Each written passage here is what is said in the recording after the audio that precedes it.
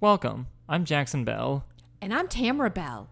And you're listening to our podcast, Talking Movies with My Mom, where talk about movies with my mom. And just so you know, there will be spoilers. Anyone who knew my dad knew the three things he loved the most: his family, the Arkansas Razorbacks, and Bond, James Bond. Growing up, I knew all about Bond, way before I was old enough to actually watch the movies. I can still hear my dad whistling the James Bond theme. My first Bond movie was Moonraker. It was June 79, and we were visiting my mom's parents, who lived in Rancho Palos Verdes, right outside LA. The neighbors across the street had a daughter around my sister and my age, and she invited us to the beach to hang out with her and her friends. That turned into all of us seeing Moonraker that night. When we got back to my grandparents' house, my dad was like, "How was it? What did you think?" So we had a debriefing right then because he hadn't had a chance to see it yet. Years later, after I'd moved out of the house, we still talked about Bond movies. "Did you see that new James Bond movie?" he'd ask. "What'd you think? Crazy stunts, huh?" And if I hadn't seen it, he'd fill me in on all of his favorite parts. James Bond had become part of our love language. The last movie I saw in the theater with my dad before he passed was Spectre. And that was the first Bond movie that you had seen in the theater, right? Indeed it was. But I think this connection to Bond goes beyond the Bell family. I think one of the enduring legacies of Bond is how he's been integrated into so many different generations, each invoking different memories. There are just some characters that transcend generations, and James Bond is one of them. So for today's episode, we're going to talk about the one and only Bond, James Bond.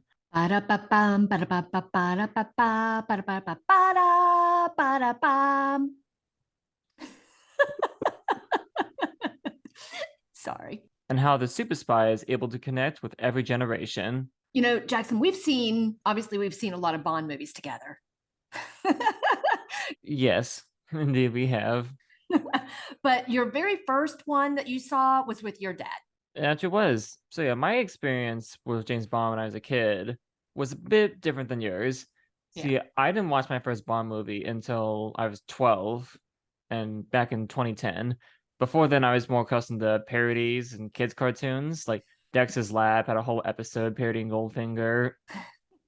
So I was more familiar with that than James Bond. My first Bond movie was the first one, Dr. No. So my dad, he lives in Minnesota, and I visited him in the summer of 2010, and we rented a bunch of movies, back in the good old days of movie renting.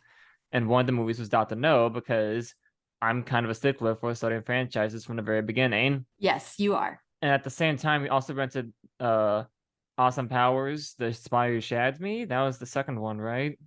I think so, yes. Yeah. Yeah, the first one was International Man of Mystery. Yes. So we saw the first Bond movie and then a Bond parody, like back to back. So that was a fun time. Also, I was more accustomed to Bond video games, like the classic GoldenEye for the Nintendo 64. That was a fun one. The multiplayer in that was great. So when you were watching your first Bond, Dr. No, and then you saw the parody right after it, what did you think? Did you get more out of the parody after having watched what they were trying to parody? Well, Austin Powers is more of a parody of like the Bond Blofeld movies, like You Only Live Twice and all that, because obviously Dr. E was a Blofeld parody. He's not a Dr. No parody. Right. But the general gist was Dr. No is weird in that it's definitely the first in the franchise. It was made on a very shoestring budget for the time, so there were no real gadgets. Like the things that define Bond movies, like the gadgets and all that, weren't really there. So it was like a stripped down Bond, which I still had fun watching Austin Powers too. I was 12, but yeah, bit different in comparison. Yeah. Before we go any further, let's get this question out of the way. Who is your favorite James Bond? Oh my gosh. Well, I mean, we could just kind of, do you want to take them like in chronological order? Yeah, let's start off like that. Okay. So clearly, I mean, and I think that for a certain generation, it's always going to be Sean Connery, right? Right. That is their bond. I mean, that's my mom and dad. That was their bond. I mean, obviously they watched all the other Bonds, but that was them. I mean, they loved Sean Connery, and Sean Connery is great as Bond. I mean, oh my God, right? I mean, he was just so suave and cool and just really personified what we thought of at that moment. I'm guessing, I don't know, I really wasn't of age, but like from what my parents would have thought of James Bond, he totally embodied what was James Bond. And Right. then, like for my era, it was Roger Moore, right? I mean, I saw Moonraker. So Roger Moore was the Bond for when I was growing up. And that was, I mean, that it was interesting, but it was definitely a completely different take on Bond. That's kind of an understatement. I mean, Moonraker is probably one of the most, I don't really want to use the word ridiculous, but it's kind of ridiculous. I mean, Yeah.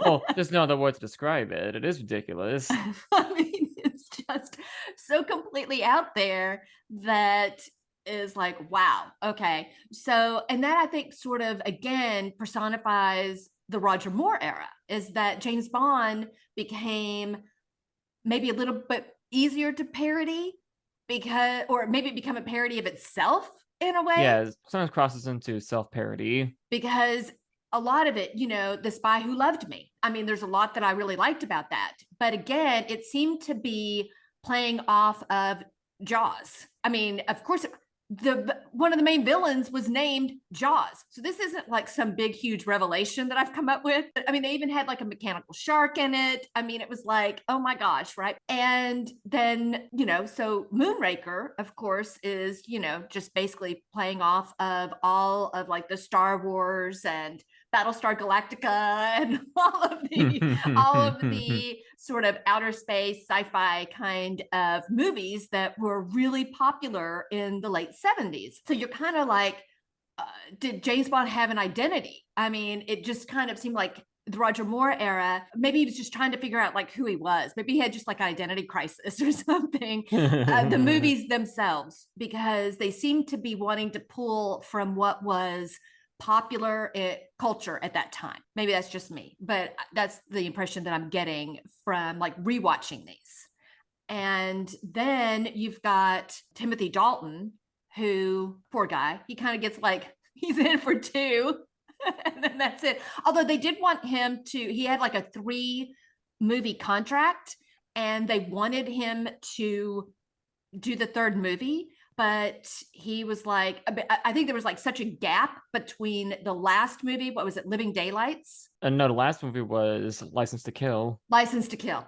And so between that one and what they were going to start doing, because there was like a lawsuit or something in between all of this. Oh yeah, because I actually just read about this beforehand. So what happened there was, so the Bond franchise has always been about like copyright knots between Eon, the company who makes the movie, they own the rights to the films, and like MGM who distribute them. So when it comes to License to Kill, after that movie, the new head of MGM, who was an actual fraudster, he tried to like sell off the TV rights for the Bond movies at like cut rate prices against Eon's wishes. So there was like a 2-year lawsuit that happened. The guy was ousted from his position. And again, this is the head of MGM doing this. This wasn't like some random intern who thought he could be sneaky. This is the actual head of the company. So the lawsuit took so long that by the time production started, Timothy Dalton's contract had run out. It was up. And they wanted to renew it, but by that point, Dalton, he didn't want to commit to a multi-picture deal, and he's wanted to retire from Bond at that point. Yeah, which I can understand. And, the thing too is that with his Bonds, this was in the 80s, and AIDS was, I mean, it's still a thing, don't get me wrong, but it was. But the height of the peak of it was the 80s. Right. And late so, 80s, early 90s. Exactly. And so they were like, we need to change up Bond in a lot of different ways. And one of them was that he can't be such a womanizer in this day and age. It's just not going to fly. And so there were some things that Bond was kind of like unbond like, because they were trying to change to a more realistic what's going on in this day and age, which is good. I mean, I'm glad that they like saw that and realized that they needed to do that. Also, apparently Timothy Dalton, when he came in as Bond, didn't want to continue with the way that it was going under Roger Moore. He wanted it to be more gritty and more realistic and not be so, just over the top, which I think is what it had eventually become with like A View to a Kill. I think that's the last Roger Moore one, right? Right. And so, I mean, that one is just like there's just so much going so much kind of crazy going on there. And so I think that he wanted to scale that back and wanted to be more like, okay, Bond could actually be set in 80s, in our time period. So, kudos to him for that, to kind of like say, listen, I want to pull back on this. That was Roger Moore's era. I want to start something new for Bond. And thankfully everybody was on board for that, because I mean, I think that Timothy Dalton I think he was great as Bond. I mean, I don't have anything to say bad about him. I think he was just kind of shafted in a way. Yeah, he really is like the unlucky Bond. But I think that with Timothy Dalton, he got the 2 good movies, and then all this crazy stuff happened, and he couldn't reprise his role. Exactly. But then came Pierce Brosnan. And the thing with Pierce Brosnan is that, I mean, even in the age of before the internet, everybody still knew this. Pierce Brosnan really wanted to be James Bond. And I think at one point before Timothy Dalton, or at least rumor was, that they had approached Pierce Brosnan to be James Bond, but he was under contract with Remington Steele, which was he played kind of a similar character. I mean, Remington Steele's not James Bond, don't get me wrong. But what happened is that Remington Steele had been picked up for another season. And so Pierce Brosnan was under contract with Remington Steele, and they wouldn't let him out to do James Bond. The real kicker was that they did it because they had thought that he got the go ahead to play Bond. So they were like, oh man, we got James Bond for this new season of Remington Steele, even though the reason why he didn't become Bond was because he was under contract for the new season of Remington Steele. So they kind of screwed themselves by renewing Remington Steele. Right. Because then they weren't able to say, oh my gosh, we've got the new James Bond. No, Timothy Dalton's the new James Bond. So, but I think that, when Timothy Dalton bowed out for the next James Bond movie, then they went back to Pierce Brosnan and said, hey, you still interested in this? Because we'd love to have you. Hey, Pierce, we're open. And he's like, whoop, whoop. And so he's like, yes. He starts out with a bang with GoldenEye, which is, I mean, I love that Bond movie. I mean, I think it was a great beginning for him. Yeah, I think it was actually too great of a beginning, honestly, because everything else afterwards just in the Brosnan era just couldn't compare, in my opinion. I absolutely agree. Then after Pierce Brosnan, and how did Pierce Brosnan? Because I remember reading something that he wasn't the one that initiated like I'm out of here. I think it was something else going on. What was that? Did you read anything? Have you read anything about that? Do you know? Yes, I did read something about that. So apparently, I sure did. You're always reading. Die Another Day was his final Bond film, and that made money, but it wasn't well received. Critics didn't really like it. Audiences didn't really like it. And Brosnan wanted more money because, he's like, I'm going to go up the bat 5th time. I expect the raise. And the studio's like, well, bye. Oh my God. Bye, Brosnan. Because at that point, they were like, well, crap. Bond's getting to the point of self-parody. Those Austin Powers movies are looking like actual Bond movies in comparison to our movie. So they're like, we got to change something because the landscape is shifting. Right. And I think that was the thing, right? I mean, because this was like early 2000s. And I think that it had come to a new era and we just wanted something a little bit more realistic. Right. Because those Bond movies were doing really well at the time. Because that's when Jason Bourne was coming. And yeah, I mean, and he was another JB. And he was like just really kicking it because I mean, oh my God. I mean, Okay, I love Jason Bourne. Let's just go ahead and put that out there. He's another one I love. Haven't missed any of those movies either. But yeah, I mean, I think that general audiences wanted something that was a little bit more gritty, more realistic, more that, you know, this could actually happen. They decided we're moving in a new direction, and Pierce Brosnan wasn't part of that pivot. So then they bring in Daniel Craig. And I got to be honest here, okay? When I first heard that Daniel Craig was coming in, I was like, one, he's blonde. I'm sorry, but I mean, James Bond is not blonde. He is a brunette. That would be like a blonde Wonder Woman. I mean, and as a blonde, I, you know, am like, oh, you know, I can't be Wonder Woman. But that would be weird to have a blonde Wonder Woman. So I'm going to go and say, no, Bond needs to be brunette in the story. So that right there, I'm like, I'm not really sure about this dude. Then secondly, I was reading where or I read at the time, because this was like, you know, coming out general knowledge and everything, that he didn't know how to drive a stick. So he couldn't drive the cars. And I'm like, who doesn't? And as somebody who drives a stick, I'm like, who doesn't know how to drive a stick? So that right there also infuriated me. A blonde Bond who doesn't know how to drive a stick. That's it. So I'm like, I'm not gonna like these movies. I can't believe they threw out Pierce Brosnan for this, you know. And then I saw Casino Royale, and I'm like, you know what? He's actually really good. Blonde and no, can't drive, you know, can't drive a stick aside, he's actually really good. And the movies during the Daniel Craig era, I think overall, they were really good. So I think it's hard to say like who's my favorite Bond, but I may have to give, I don't know, man. It's between Pierce Brosnan and Daniel Craig. They're both kind of like, can I have two? What's yours? I guess how I categorize Bonds are just how well does the actor play the role and the movies. Okay, so you're more methodical than me. Right. Yeah, I'm broken this down like a scientific method. Me, I'm Some just like, people, who looks good in the tuxedo? I mean, well, they all do, but right, I mean, you know. because it's not just the Bond, it's also the era that they bring. As Right. unfortunately, the people like Roger Moore who are good as Bond, but unfortunately, the era is just too comedic. Not even comedic, because again, Bond in the movies can be funny, but it's too cartoony. Right. Right. Because that's like my biggest issue is that he was a good Bond trapped in a really weird era. I mean, Yeah. he did have his highlights, he did have his moments. Oh no, absolutely he did. But you're right. I mean, so what does your breakdown say? What is your chart?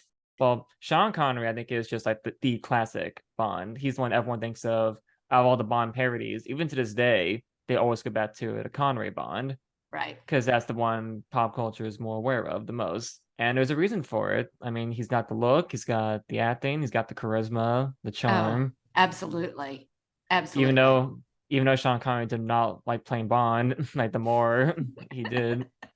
Well, I think he just didn't want to be, I just don't think he wanted to be typecast, which I Yeah, could understand that. right, because that was like his first big role. Because before Bond, he was just a model, Just a and then it's model. like, and it's like, hey, we can hire you on the cheap. You Right. don't really have like $1 million to make this move. Dot No, can you do it for like £5? And then I'm guessing he asked for a little bit more next time. Yeah, safe to say. So does that. Poor George Lazenby, the Bond Yeah. in between all this. I thought he was actually fine for what he was. I know at the time that was very controversial. Was just like Connery's replaced with this no-name Australian guy. What the hell's going on? Then he got screwed over by his agent, who's like, spy movies are going out of fashion. Disco movies are where it's at, because this is like the 70s. Then of course Connery returned with Diamonds of Forever after that. And that was his official last Bond movie. So Connery's really good. I said my piece about Roger Moore. Timothy Dalton, like I said, is just he's really good. Except again, he's had the unfortunate. Right. I don't want to say tragedy because Right. Yeah, it's not tragedy, but right. It was just unfortunate that the unfortunate timing of just getting caught in this like corporate lawsuit that was going on that prevented him doing a third Bond movie. Pierce Brosnan, I love that guy. I think that he's a great Bond. And again, GoldenEye, he knocked it out of the park with that movie. It was like, wow, everything about it was so cool and it's really well done. but everything after was just either okay or what the hell am I watching? Like, yeah, like Tomorrow Never Dies was fine. Was The World Is Not Enough? That all I need to say is that had supermodel Denise Richards as a scientist, which is weird casting. Right. And then Die Another Day is Die Another Day. Again, the one where Bond gets a hovercraft, he drives in his invisible car, and he does jet ski, hang gliding, tidal wave surfing, CGI'd. And CGI'd. yeah, yes, that was a bit much because it clearly looked CGI'd. Obviously, and we've talked about in previous episodes bad CGI versus great CGI. And this was very bad CGI. This was not good at all. Yeah, like the tidal wave surfing scene from Escape from LA was better than the one from No Time to Die. And No, the sorry, no, thing, sorry, from Die Another Day. right, from Die Another Day. Because even that, at the time, people were saying how bad the CGI was. Usually you have to wait years before you look back on something and go, God, that CGI just does not hold up. It didn't hold up the day after it was released. So that's saying something. So yeah, Brosnan to me is like great Bond, great first movie, but just unfortunate choices afterward. And Daniel Craig, I think, is pretty cool. I mean, he's has misses. Like I'm not a fan of Quantum of Solace. I mean, I think that's the worst of his era. You know, for what he brought and for the new era, I thought it was pretty cool. I liked how they handled like the gritty Bond. It felt like what Christopher Nolan did for Batman with his Dark Knight trilogy, where it's like, let's take this character who's usually very like over the top, not over the top, but very fantastical in a way. Because Batman, he's fighting like plant monsters and people looking like penguins. He's robots. Right. Right. So it's like, let's make him more grounded because there is a blueprint in there somewhere for a grounded take on this character. And those movies worked. And same with Bond. It's just like, yeah, he's fighting like giant satellites and like mustache twirling villains with like giant laser beams and volcano layers, but there is a blueprint there. There is something that we can do to make this more grounded, and I think they pulled it off really well. I mean, Casino Royale, again, another great first movie, directed by Martin Campbell, the guy who did Goldeneye, and Skyfall. That's also fantastic. That's my favorite of the Craig era. Yeah, for sure. And the thing is that, like you were saying with Batman and everything like that, is that, there's one thing with being a superhero that has superpowers, right? Right. That automatically is going to be a little bit harder to get them grounded just because they're able to leap tall buildings in a single bound. But with Batman and with James Bond, they're supposed to be like just human beings where they don't really have like super duper powers, right? And yet they're able to do all of these fantastical things. But in a way, I guess that's one of the things that I really liked also about the Brosnan to a degree, and definitely the Craig Bonds. Those movies showed them vulnerable, showed them not always in control, not always having the upper hand. I mean, the Die Another Day, yeah, say what you will about it. But it did start with, Bond actually getting kidnapped, or not kidnapped, he was caught in North Korea and thrown into prison and tortured for like 14 months. So this was not a Bond that was able to like easily escape by doing some fancy schmancy thing. He was actually captured, something that showed that he was actually not as superhuman as, we may have thought. And then of course, Casino Royale. Oh my God. I mean, that scene when Daniel Craig is like stripped naked and just like beaten, after you see that, how do you not like remember that? Not just beaten regularly, but beaten in this special area. Yes. Specifically. Right. Everybody would be like, oh my God, that's just got to be the most painful thing ever. So that right there also showed that, again, starting right out of the gate, I thought it was just interesting choices that were made in some of these movies that started to show toward, the new eras of Bond, that he is not superhuman, that he does have faults, that he does have his weaknesses.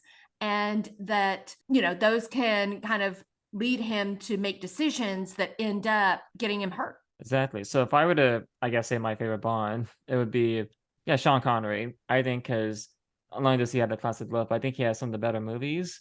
Not to say like these are good, everything else sucks, but like, but no, for the era, some of them really, I think still hold up. And yeah, they have that like 60s-ness to them and some data politics, but they're still like enjoyable to watch. Like Goldfinger's still a good romp. Was yeah, You Only Live Twice is pretty ridiculous. I mean, it was the script was written by Roald Dahl, the guy who wrote Charlie and the Chocolate Factory and The Witches and those books.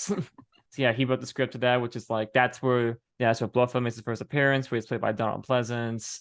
That's where we got the volcano layer. That's when Bond gets surgery to make him look Asian. It's like it's really ridiculous. Oh my God. But a lot of them are so like fun to watch. I think Exactly. it's a little more consistency in his era as opposed to like, well, I guess there's a consistency in Roger Moore, but not like a good quality sort of consistency. Exactly. And, you know, in last week's episode 7, I mentioned how I love the unexpected in a movie, but sometimes you do want comfort. And Bond movies are like comfort food, right? They're warm and inviting with like few surprises. I think that, you know, some of the things that just make it a Bond movie are, you know, like obviously the villains, the gadgets, the Bond girls, you know, all the opening stunts, the fantastic locations, and, you know, songs. Because again, Bond isn't just about James Bond. There's a lot of different factors that help enhance the experience of these Bond movies. Exactly. So, who is your favorite villain? Because you can't have James Bond without a villain. Oh man, that's tough because there are so many good villains. I think some of my favorites. Well, I guess I can list off some and then decide. I actually enjoyed. So the movie's dumb, but I love Francisco Scaramanga from The Man with the Golden Gun, played by the late great Christopher Lee. He's great because he's this assassin who has, you know, he's the man with the golden gun. He has like a gun that can be like he can unscrew and turn into like a pen. So he's like alone with his target. He pulls out a gold pen. He unscrews it and turns it into the golden gun, shoots the guy, and then he'll like screw it back into a pen. And then people and they'll be like, he just died. I don't know. So he's clever, but he's also a fun villain. Like when Bond finds him in his like private island, Scaramanga is like, "Welcome to my humble abode. I did like my island." Because the thing is, he makes like so much money that he's able to afford all this stuff because he's just that good of an assassin. I love him, and I think my personal favorite is Alec Trevelyan, from Goldeneye, Sean Bean's character. I think because, well, first off, I love how I didn't know the twist that his character fakes his death before going, even though I played the Nintendo 64 game, GoldenEye. That wasn't like replicated in the video game. No, it is, but the story is, you know, presented very primitively because like barely any cutscenes in that game. So I just kind of ignored the story. I was like, oh, we're on a train now. Oh, we're in this facility now. Oh, we're in the sky now. We're in the jungle now. Who cares what the story is? I just want the action. Right, pretty much. I was like, I don't care what's going on. I wasn't aware of the twist they faked his death because I thought, oh, Sean Bean, he's gonna die in the beginning. Right. Because that has happened before, where it's like, let's cast Sean Bean and kill him off in the prologue. Like Equilibrium, he plays Christian Bale's partner in crime, I guess. And the first act ends with Christian Bale killing him. And it's like, why cast Sean Bean in that role unless we're gonna kill him off then and there? And they do. So I thought, oh, Sean Bean's gonna Sean Bean, but then it's like, oh, he's alive. He faked his death. So I was like, oh shit, that's actually really cool. And again, it's funny because that was before Sean Bean was known for dying so many times in movies. So it was like a meta twist, a proto meta twist. Well, and when I saw that movie, you know, because Sean Bean in the opening credits, he's like listed as like after Pierce Brosnan, right? And I think he's like either the first or the second name listed. And I'm like, huh, why would they put Sean Bean as if he's killed? Because by the time the opening credits come, we already know that he's dead.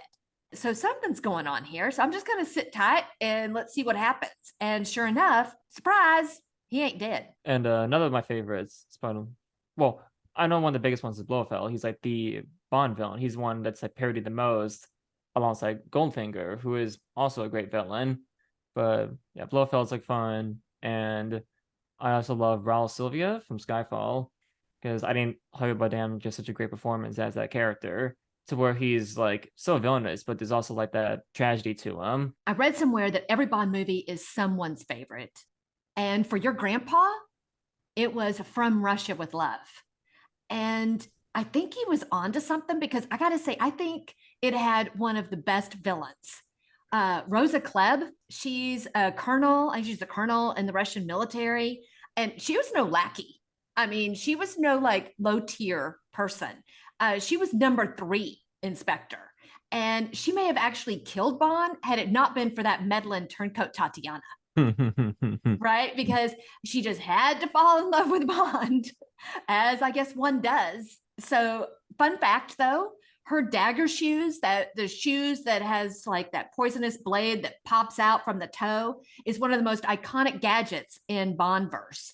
And obviously it was in From Russia with Love, but it showed up again as a little Easter egg in Die Another Day. I know we've kind of like said some things about Die Another Day, but it did show up as an Easter egg in that movie where Pierce Brosnan's Bond, obviously he inspects the shoe in Q's warehouse. The more you know. But she's just one that I thought was an interesting take. I mean, one woman that couldn't, that Bond couldn't seduce, I guess. That's my choice. Yeah, also shout out to Xenia Onatopp. She's also a great female Bond villain. Yes, that's another one that Bond couldn't seduce either. And she's also in GoldenEye and is basically in cahoots with Sean Bean. Right. She's like the more villainous of the two. And she actually like gets off on like murdering like a whole room of people. Right. And of course she tries to choke Bond with her luscious thighs. Right. Exactly. So you've got, obviously you can't have Bond without the villain. That's almost like Batman without Joker, right? But also another component of any Bond movie is the Bond girls. So who is your favorite Bond girl? Easily, my favorite Bond girl is Wai Lin from Tomorrow Never Dies, played by the awesome Michelle Yeoh, who, can I say, I loved Michelle Yeoh before Michelle Yeoh became popular. Because everyone now is aware of Michelle Yeoh, but I was like, dude, get on my level. I knew about it since like I was in high school.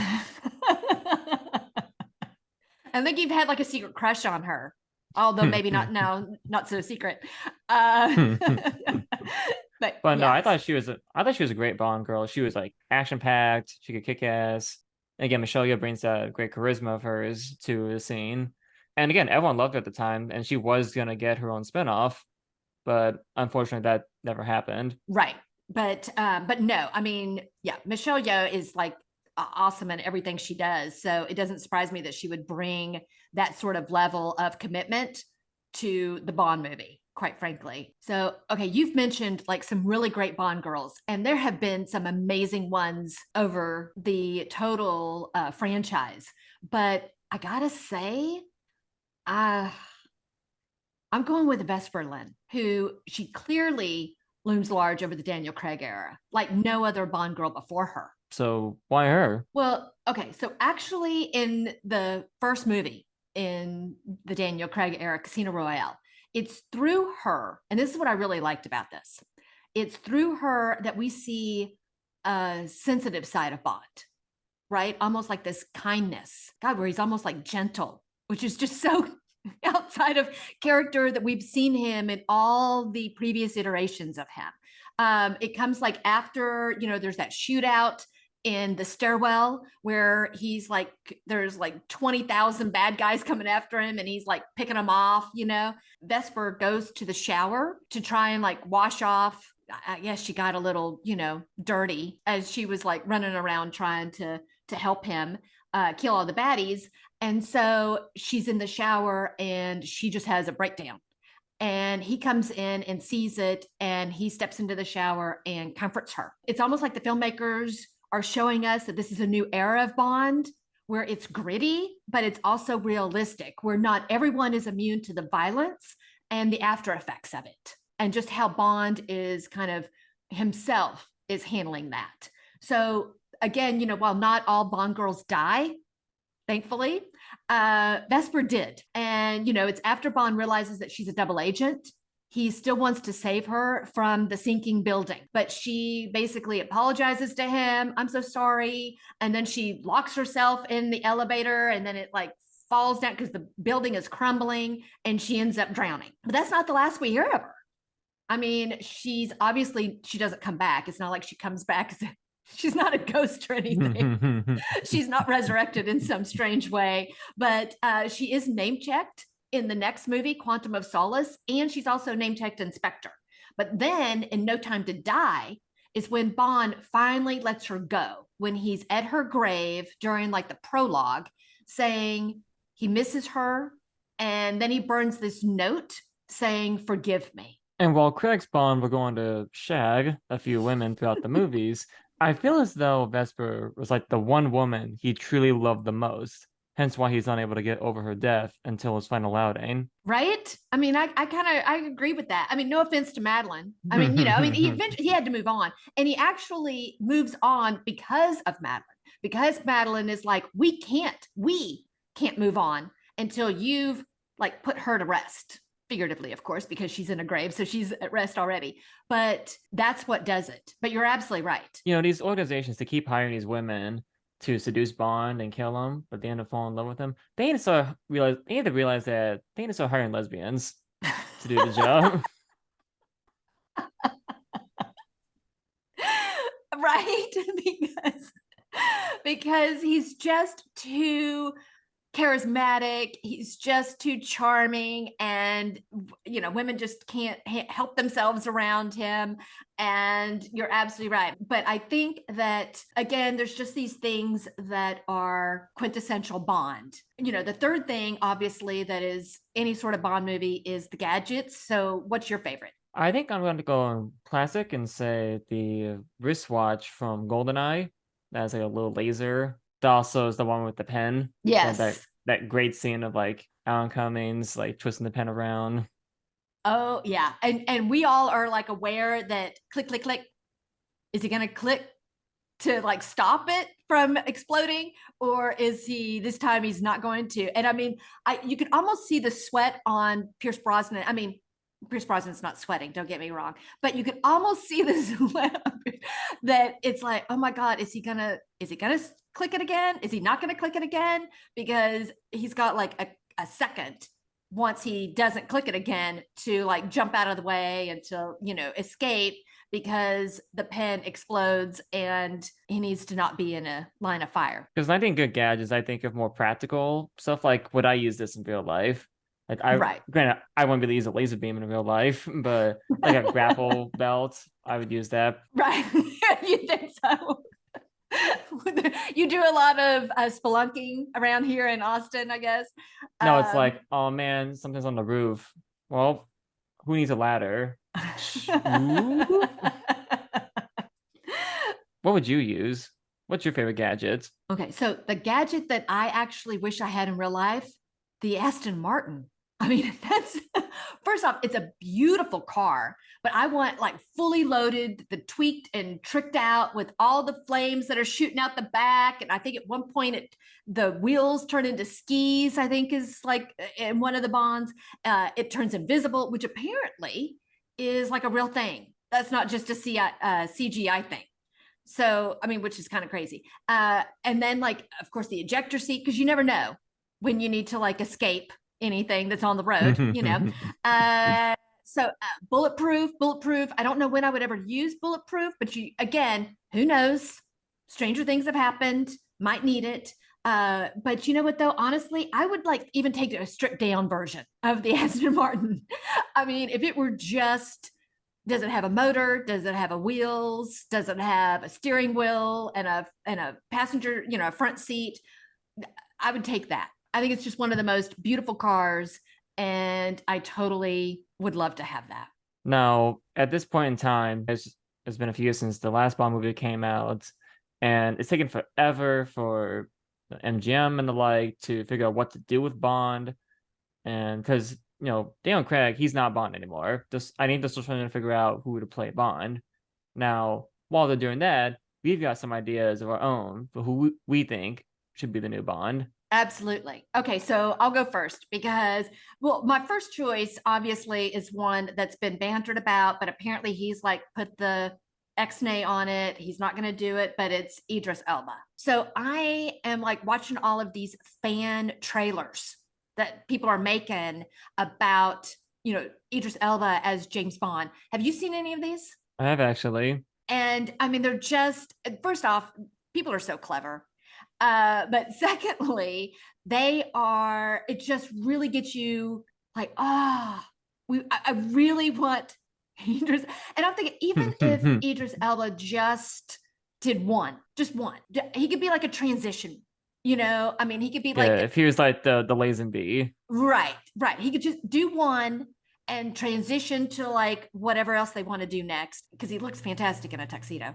So I want to see him in the tuxedo. And then I just for once actually want to hear him say Bond, James Bond. I just want to hear him say that. And then all my dreams would come true. So that I think would be awesome. I mean, I know he's not going to do it, or he said he's not going to do it. Maybe he could be persuaded. I mean, it would be awesome if he could. But maybe it's a little persuasion. Right, get one of those villains to go in and kidnap him and hang him upside down and talk him to death until he finally is like, forget it, I'll do it, just stop talking to me. Or maybe make it like a reality hidden camera thing where it's like, Idris Elba, we kidnapped a family. You're gonna go through all these traps and shoot all these people. And he's like, he thinks he actually is like saving his family. And it's like, you gotta put on a tuxedo in order to do this. And they film the entire movie about him thinking that he's actually saving his family, but really it's like Idris Elba, and by that we mean James Bond. He's like, what? He's been filmed this whole time. He was tricked into being James Bond. Yeah, it's like Truman Show or something. Oh my God, that might be the only way to get it done, but hopefully not. Hopefully we are just sending out good vibes and juju into the world and universe. This is what we want. So if you would please make that happen, that'd be great. The other possibility is also, I think, kind of staring us in the eye or staring us in the face. In the eye, I'm talking golden eye, staring us in the face because, at the end of No Time to Die, we find out that James Bond, is your daddy. He's got a daughter. So why can't James Bond's daughter be the next James Bond? I don't know. Why can't she? See, that's what I'm thinking. So what about you? Well, I've been thinking long and hard about this. And by that, I mean 5 minutes. Because, again, Idris Elba, I would love if he was able to play Bond. Because, I mean, he's got everything. He's got the charisma. He's got the looks. The suave, he's British. The charm. He's British. Right? He's brunette. I mean, and I'm sure he can drive stick. So there you go. I'm looking because there's like a billion lists of like who we think should play Bond. And always the same people. They're always like Tom Hiddleston or Henry Golding, Cillian Murphy, Tom Hardy. I'm just like, all right. If Tom Hardy's gonna play Bond, I want to do like one of those weird accents he keeps doing in all these movies lately. That would be weird. I just want to say too, I love how once upon a time, Adam West was considered for James Bond. Really? Right. I don't know when, but I know he was considered at one point. But I think he was like, no, I'm not British. I'm actually American. I think he said that. I don't know. As he was turning down the role of a lifetime, right. They didn't realize. The first American Bond was going to be Adam West. I don't know. Do you think he could have pulled it off back then? Because I think Adam West was really talented, honestly. I know people know him as just Batman. Like, CC's Batman. But there's a reason why he was Batman. He wasn't just like, oh, we have nobody else in mind. Right. One random guy. Exactly. We're just plucking him off the street and bringing him in to be Batman. No, I think absolutely. And I think if he had been British, because I think that's one of their requirements, is that they actually have to be British. They just can't talk with a British accent, which, while I can't talk with a British, I can't talk with any accent, but other than my own, I guess. But other people can talk with accents. And so, but I'm guessing that they really want a British person. So that would be the only, I guess, knock against him. Yeah, Adam West is another person I think that doesn't get the credit that he deserved. I know for a while they were planning a female Bond spinoff, like Jane Bond or something like that.